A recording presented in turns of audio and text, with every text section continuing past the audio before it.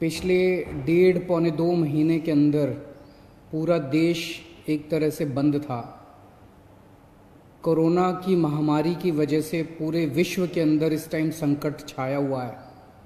पिछले 1.5-2 महीने में आप लोगों ने खूब तपस्या की है, आप लोगों ने काफ़ी कठिनाई का सामना किया है और आपकी ये तपस्या विफल नहीं होगी। मुझे पूरा यकीन है कि कोरोना की महामारी से हम सब लोग मिलके इसका सामना कर रहे हैं और इस पे हम लोग जीत हासिल करेंगे। दिल्ली के अंदर अभी तक 10,054 केस टोटल हुए हैं। जैसा मैं अक्सर कहता रहा हूँ कि केसेस तो ज़्यादा हैं, लेकिन लोग बीमार पड़ रहे हैं और ठीक होके घर जा रहे हैं। 4,485 लोग ठीक हो गए हैं, यानी कि 45% लोग ठीक हो गए।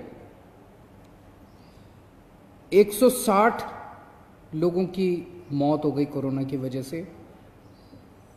नहीं होनी चाहिए थी, कोशिश कर रहे हैं हम एक एक व्यक्ति की जान बचाने की, लेकिन एक औसतन तौर पे देखा जाए दुनिया के पॉइंट ऑफ व्यू से और हमारे देश के अंदर अन्य राज्यों में जो है, तो इतने मामलों में जो मौत हुई हैं वो अन्य राज्यों की और अन्य देशों की अपेक्षा कम है, लेकिन हम कोशिश करते हैं एक एक व्यक्ति की जान बचाने की।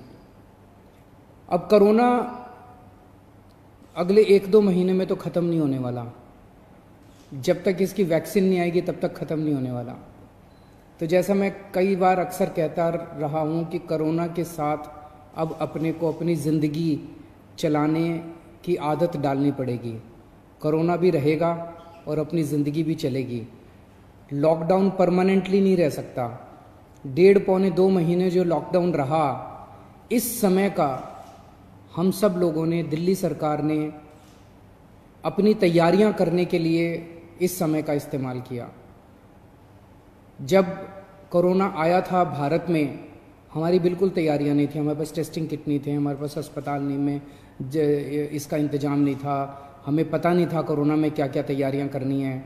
लेकिन पिछले 1.5-2 महीने के अंदर अब हमने कोरोना के लिए अलग से अस्पताल नामांकित कर दिए, अलग से बेड लगा दिए, वेंटिलेटर का इंतज़ाम कर लिया, ऑक्सीजन का इंतज़ाम कर लिया, पीपी किट का इंतज़ाम कर लिया, टेस्टिंग किट का इंतज़ाम कर लिया। अब हमें अपनी अर्थव्यवस्था को धीरे धीरे खोलने की दिशा में बढ़ना है। एकदम से भी नहीं खोल सकते, अब धीरे धीरे हमें खोलने की दिशा में बढ़ना है। कल केंद्र सरकार ने इस बारे में कुछ गाइडलाइंस जारी की हैं। उन गाइडलाइंस को ध्यान में रखते हुए दिल्ली सरकार ने कई सारी चीज़ों को खोलने का, लॉकडाउन में ढील देने का निर्णय किया है।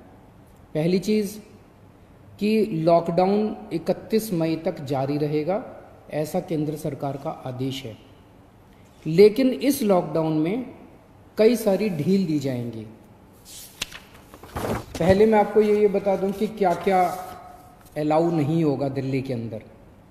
मेट्रो नहीं चलेगी, सारे school, college, coaching institute, training institute सब बंद रहेंगे, सारे होटल बंद रहेंगे, सारे cinema hall, shopping mall, gymnasium, swimming pool, entertainment park, theatre, bar, auditoriums, assembly halls, ये सब बंद रहेंगे।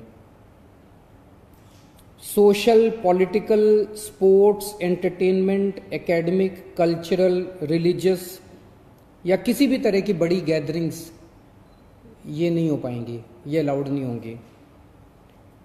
कोई भी धार्मिक स्थान या रिलीजियस प्लेस या प्लेसेस ऑफ वर्शिप बंद रहेंगे।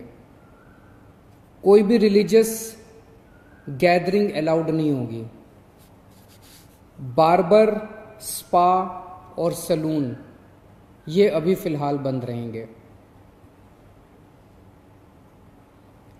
शाम को 7 बजे से सुबह 7 बजे तक घर से निकलना अलाउड नहीं होगा।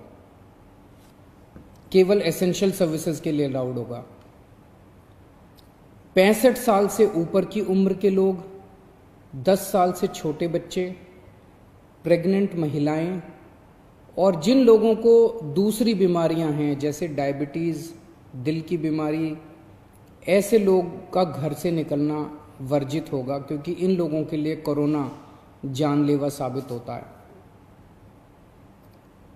रेस्टोरेंट्स को खुलना अलाउ होगा, लेकिन वहां बैठ के खाना अलाउड नहीं होगा। केवल रेस्टोरेंट्स में होम डिलीवरी अलाउ होगी। स्पोर्ट्स कॉम्प्लेक्स और स्टेडियम ये खोल दिए जाएंगे, लेकिन यहां किसी भी मैच के दौरान दर्शक अलाउड नहीं होंगे। ट्रांसपोर्टेशन को खोला जा रहा है, तो auto rickshaw, e rickshaw, cycle rickshaw ये अलाउड होंगे, लेकिन केवल एक पैसेंजर। टैक्सी, कैब्स ये अलाउड होंगे, लेकिन केवल 2 पैसेंजर्स।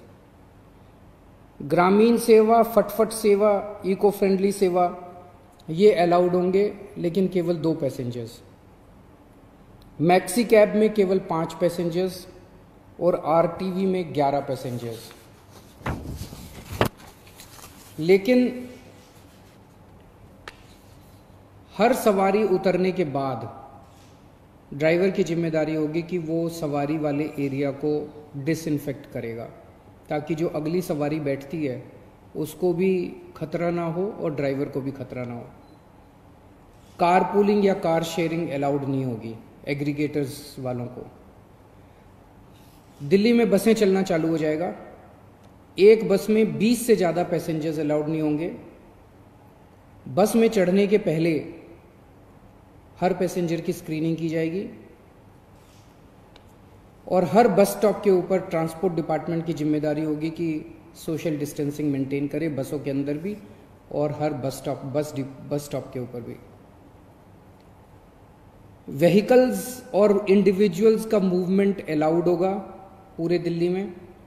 4 व्हीलर्स के अंदर 2 पैसेंजर से ज़्यादा अलाउड नहीं होंगे और 2 व्हीलर के ऊपर पीछे बैठ के सवारी अलाउड नहीं होगी, पीछे पिलियन राइडर अलाउड नहीं होगा।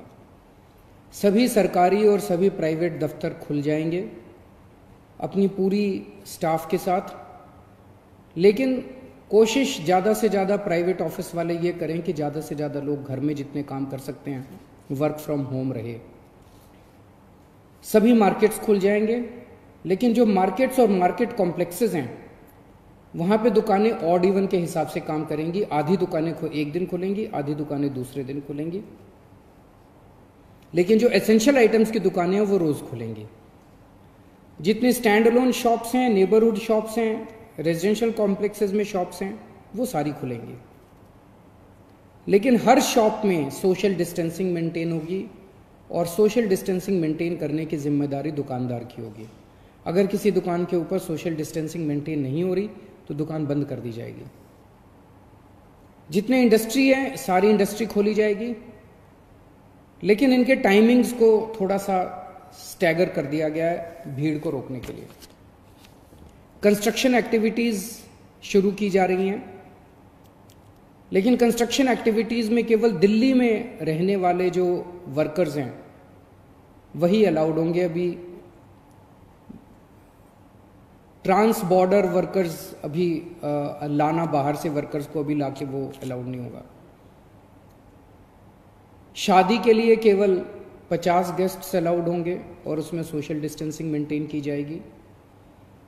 फ्यूनरल के लिए केवल 20 लोग अलाउड होंगे और उसमें सोशल डिस्टेंसिंग मेंटेन की जाएगी। कंटेनमेंट जोन्स के अंदर किसी भी किस्म की कोई एक्टिविटी अलाउड नहीं होगी एसेंशियल सर्विसेज को छोड़ के। इंटरस्टेट पिछले कुछ दिनों में देखा गया कि बॉर्डर के ऊपर नर्सेज को, डॉक्टर्स को रोक दिया गया। केंद्र सरकार ने भी ये आदेश दिए हैं कि बॉर्डर के ऊपर डॉक्टर्स को, मेडिकल प्रोफेशनल्स को, नर्सेज को, पैरामेडिकल स्टाफ को, सैनिटेशन पे काम करने वालों को, एम्बुलेंस को, इनको बिना रोक टोक के अलाउ किया जाएगा। और बॉर्डर के ऊपर इंटरस्टेट मूवमेंट के लिए गुड्स और कार्गो के ट्रक्स जो हैं, चाहे वो खाली ट्रक हों चाहे सामान से भरे हुए हों, उनको सबको अलाउ किया जाएगा। और सबसे ज़रूरी है कि मास्क पहन के निकलना अनिवार्य है, सबको मास्क पहने रहना ज़रूरी है और सोशल डिस्टेंसिंग हर जगह मेंटेन करना ज़रूरी है। और बार बार जितनी बार हो सके आप अपने हाथ अच्छे से सैनिटाइज़र से या साबुन से धोते रहिए। अपना ख्याल रखिए, अपने परिवार का ख्याल रखिए। बड़ा कठिन समय है, लेकिन मुझे पूरी उम्मीद है जिस तरह से आपने पिछले 2 महीने में तपस्या की है, आपकी तपस्या ये बेकार नहीं जाएगी और हम सब लोग मिलके कोरोना से जीत पाने में कामयाब होंगे। नमस्कार।